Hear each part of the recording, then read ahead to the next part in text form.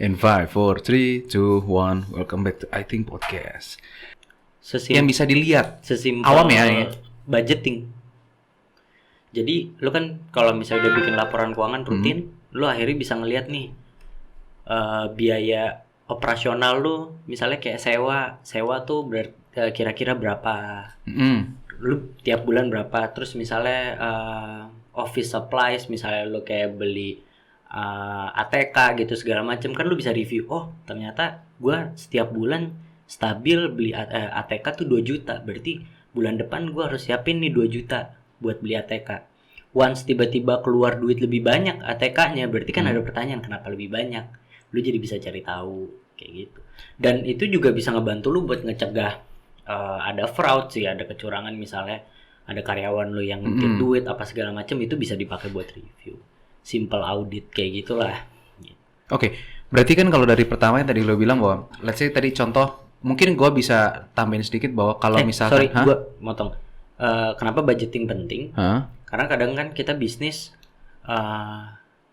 ya udah ambil resiko aja, yang banyak orang bilang, ya beda kalau nggak salah nggak belajar. Ambil resiko, kalau nggak salah nggak belajar. Nggak apa-apa. Emang kita, maksudnya yang paling penting adalah kita bikin kesalahan setiap hari, tapi kesalahan baru.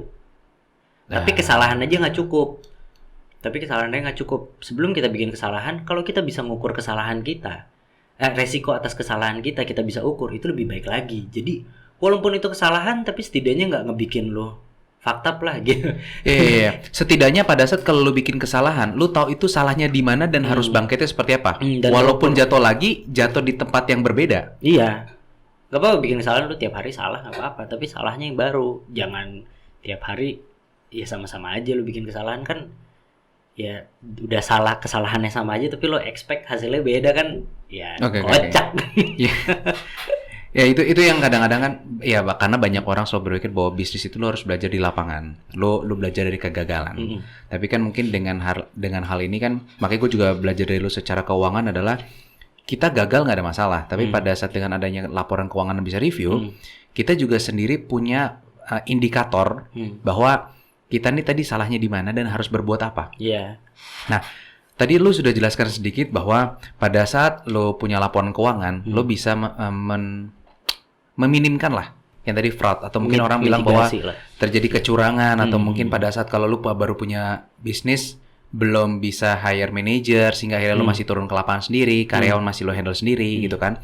Karena kan sekarang juga banyak orang mungkin bisnis makanan lah, atau online shop kan banyak sekali seperti itu. Yang tadi lo bilang bahwa dari misalkan equipment, misalkan kayak, oh ini beli ini kok bisa naik segala macam. Nah, berikutnya kan orang juga mulai tertarik seperti ini. Oke, gue bisa mencegah nih. Gue mulai bisa mencegah adanya kecurangan di dalam bisnis gue. Tapi yang diinginkan sekarang orang adalah kan juga, gue pengen bisnis gue besar. Salah satu yang dilakukan orang selama ini kan pasti pikir bahwa, oh kita harus marketingnya harus bagus. Strategi kita bisa oke.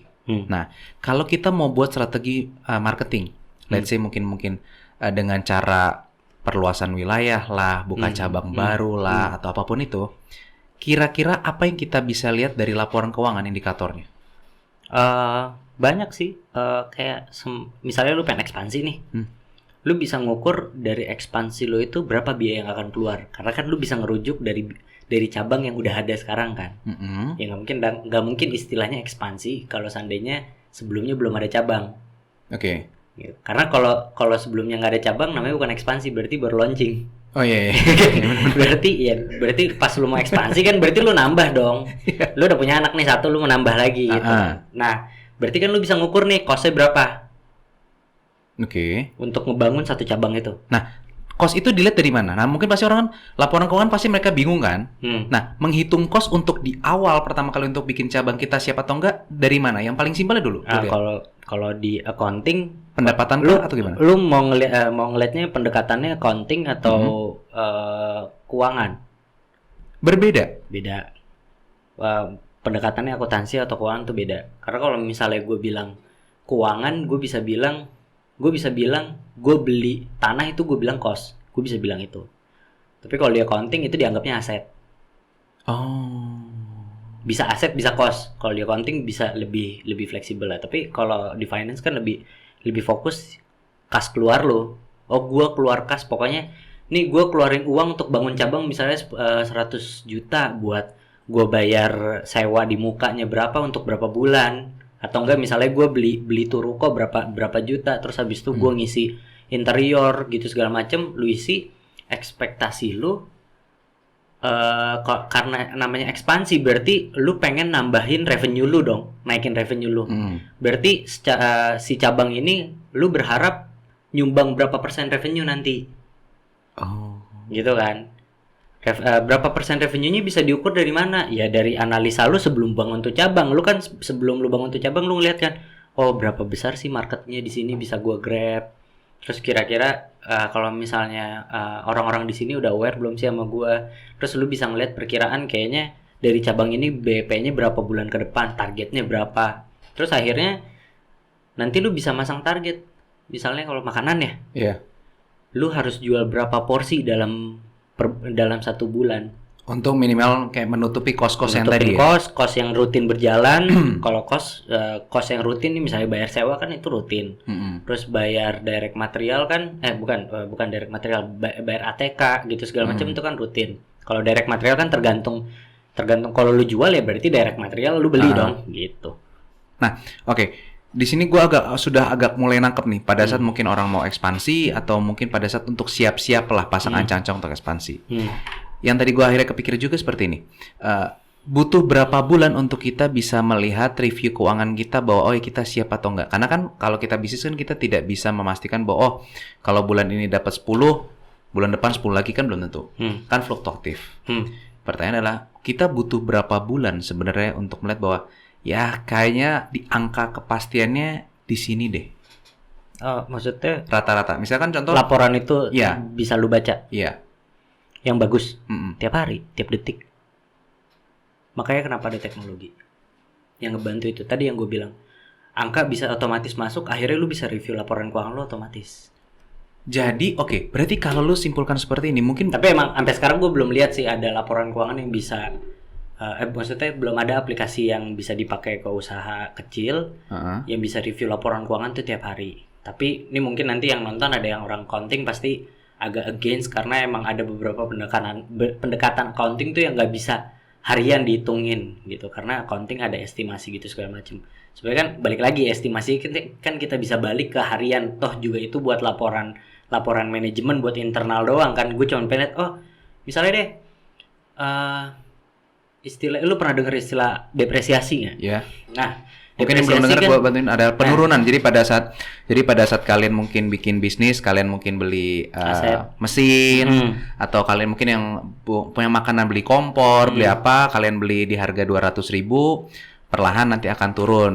Walaupun bukan kalian itu kehilangan uangnya, tapi ya nilai pada saat kalian jual lagi barangnya pasti akan mengalami penurunan. Nah, terus Dit, dari situ? Nah, misalnya nih kayak depresiasi kan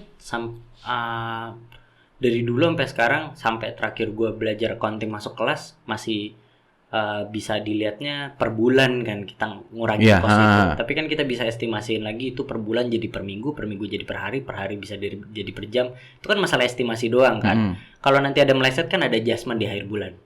Oh ternyata gue udah coba depresiasi karena gue pengen banget ngeliat laporan gue per hari. Mungkin saking mutasi transaksinya cepet banget, banyak banget, akhirnya lu harus review laporan keuangan tiap hari.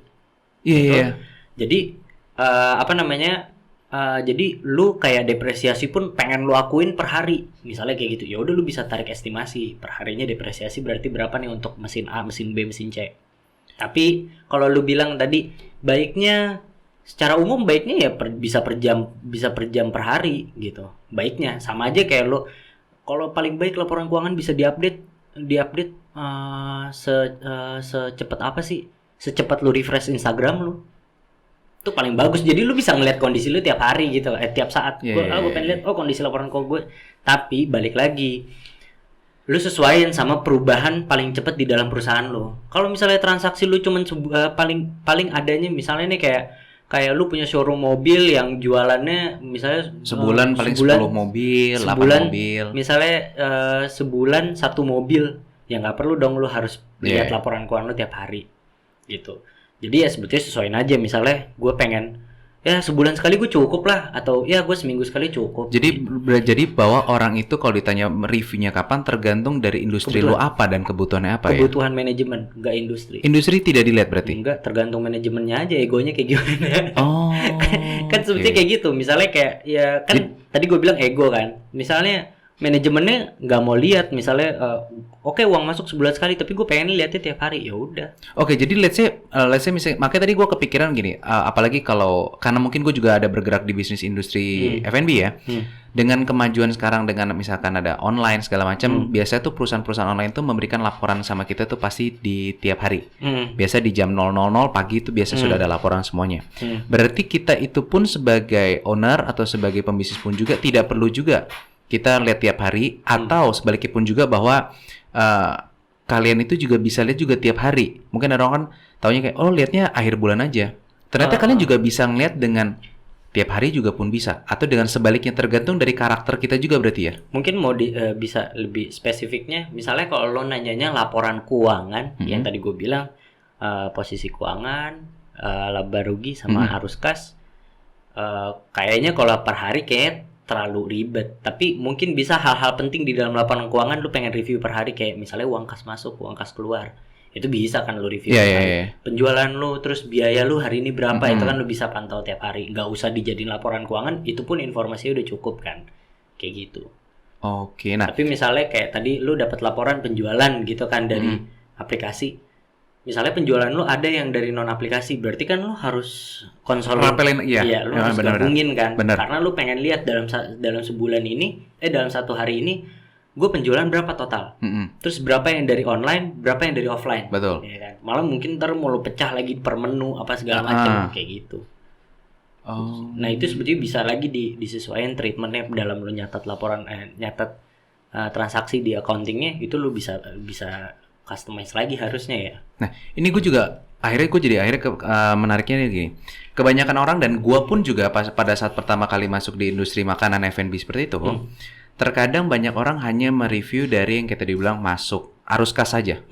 Masuk berapa, keluar berapa, akhirnya kita bisa tahu profit selesai. Tapi tadi sempat lu disinggung bahwa secara aset.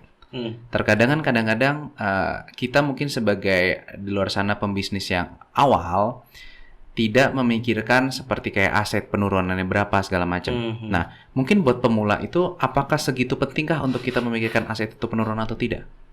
Atau itu mungkin bisa ya udah deh nanti dengan berjalannya waktu mungkin setahun 2 tahun baru lu bisa pikirkan, atau emang dari awal pun kita sudah memikirkan hal itu?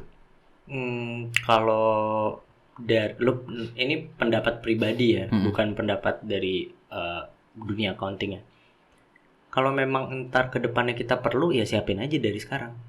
Kalau gue sih gitu ya konsepnya ya. Misalnya kayak kayaknya gue baru buka nih, gue nggak perlu deh ngitung depresiasi. Ya misalnya baru misalnya baru juga buka, baru satu tempat. Tapi gitu. Lu di saat itu udah tahu kalau depresiasi itu ada dan bisa dicatat gitu. Kalau gue ya pribadi, gue sih mending catat gitu.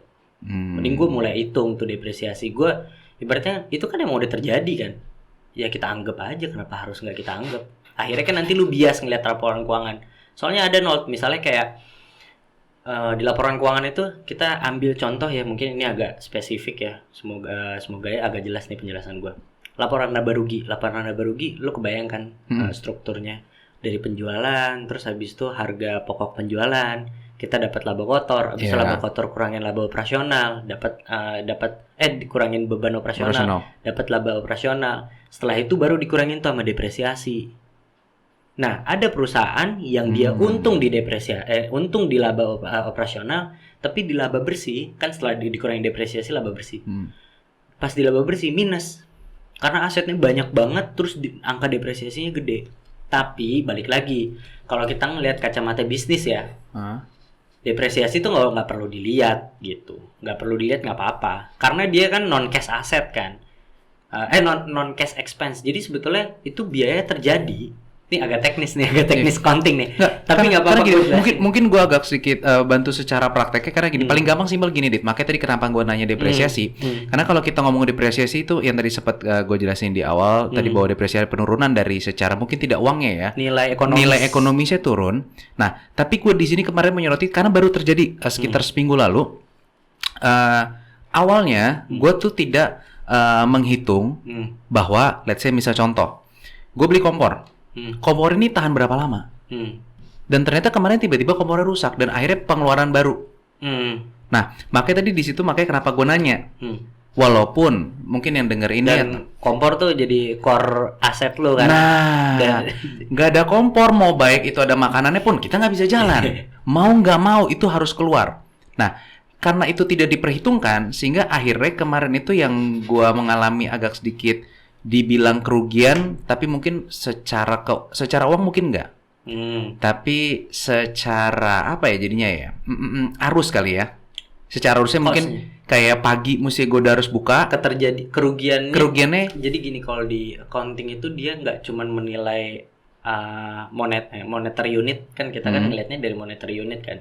Itu bisa dimasukin ke laporan keuangan kalau itu ada nilainya secara moneter. Moneter tuh seperti apa? Mungkin moneter tuh misalnya gini, lu beli Aqua harganya 500 ya, berarti monetary unitnya 500 karena di laporan keuangan lu nggak bisa tulis aset 2 unit, itu harus diukur secara uang. Nah, pertama itu tadi nyampe mana ya? Ya itu makanya gue tadi lanjutin dulu adalah akhirnya tuh gue mengeluarkan expense tiba-tiba harus beli kompor. Dan itu tidak gue perhitungkan, tiba-tiba ada keluar expense seperti itu. Dan lu ada kerugian juga karena lu ngelepas kompor yang rusak itu kan. Sehingga kadang-kadang kan gini, kalau makanya tadi gue tanya secara depresiasi, karena kalau kita ngomong depresiasi kan nggak cuma masalah value-nya doang, tapi kan kita melihat bahwa nilai ketahanan ini bisa berapa lama, kan ada spare waktunya juga kan kalau kita lihat kan. Sehingga akhirnya kerugian gue yang tadi gue bilang adalah satu, secara waktu yang tadi pagi mesti gue harus buka telat. Kedua adalah kita tidak memiliki opsi apapun. Karena apa? Nggak ada indikatornya. Kalau misalkan gue ada indikator kayak kompor misalkan rusak setelah dipakai 2 tahun. Sehingga gue mikir, oke, 2 tahun ini gue beli baru, berarti atau nanti gue servis. Laporan keuangan ada ininya kan, ada sinyalnya kan. Sehingga akhirnya gue ada indikator, gue harus mempersiapkan uang kalau ini bisa diservis di mana dan ada. Atau kemarin kapan jual, kapan lu ganti. Hari H rusak, gue harus beli.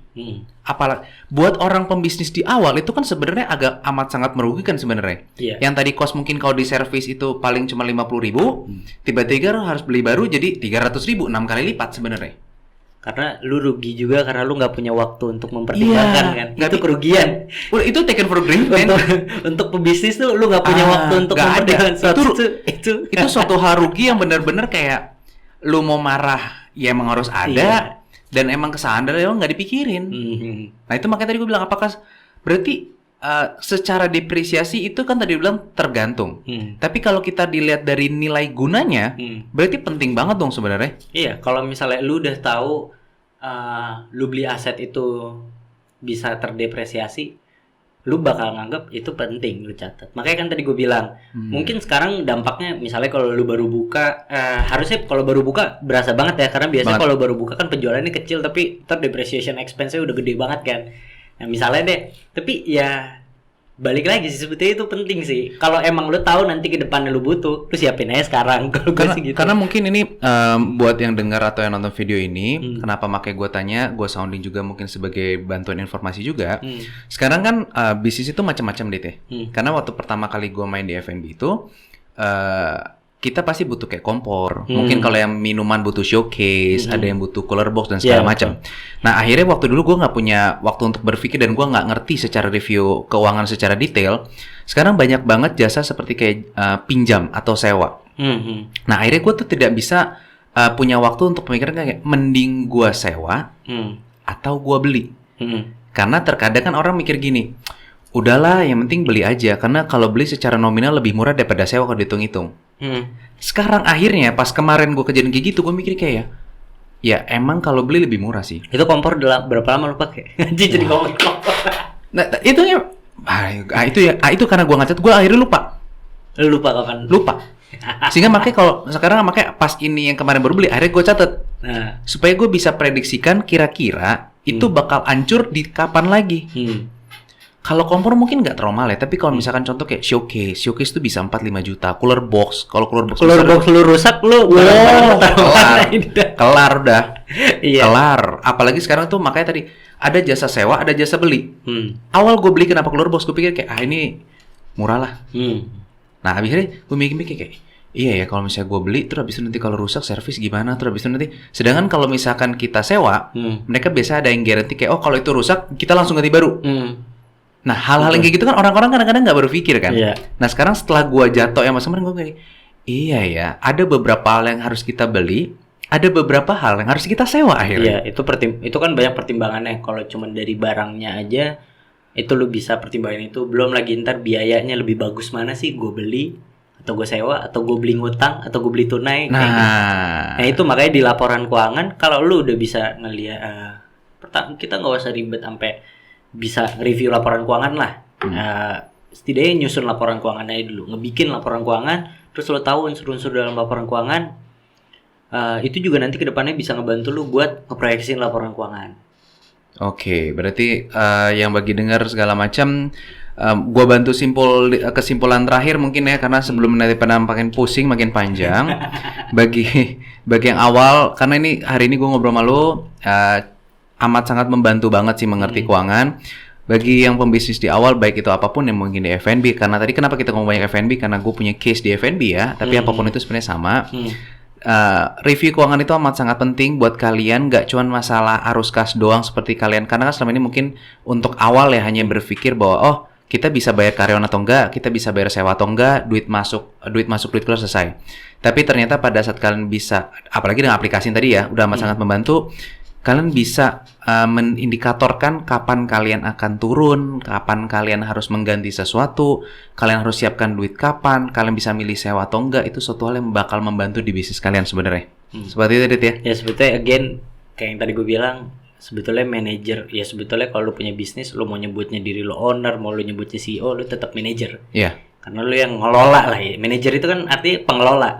Lu pengelola karena lu digaji dan lu mengelola, atau lu punya dan mengelola. Intinya manajer yang baik tuh sama aja kayak supir yang baik. Lu tahu kapan ngegas kenceng, kapan lu ngerem. Gimana lu bisa tahu itu selain lu bisa lihat jalannya, kacanya jelas, dashboard lu juga bagus. Ya jadi jangan kalian juga akhirnya kadang-kadang itu balik lagi suka melupakan hal-hal kecil ya. Indikator-indikator itu sebenarnya amat sangat membantu, apalagi dengan kondisi pandemik seperti ini. Pastikan beberapa orang ada yang bisnis turun atau yang baru mulai bisnis dengan budget yang pas-pasan, sehingga akhirnya mengerikan untuk melakukan hal strategi ke depannya. Nah mungkin yang bisa dibantu adalah kalian perhatikan review balik lagi lapor keuangan untuk membantu menetapkanlah strategi apa yang akan ke depannya. Seperti itu Dit ya? Ya. Siap. Terima kasih loh Dit. Moga-moga juga bermanfaat buat semua orang yang akan melakukan bisnis ke depannya atau yang sedang melakukan bisnis. Kalau misalnya ada pertanyaan lagi bisa taruh di kolom komentar, karena hari ini pun juga kita coba membantu teman-teman lah dengan hal yang kita bisa lakukan sekarang. Sip. Terima kasih ya Dit. Thank you Nal.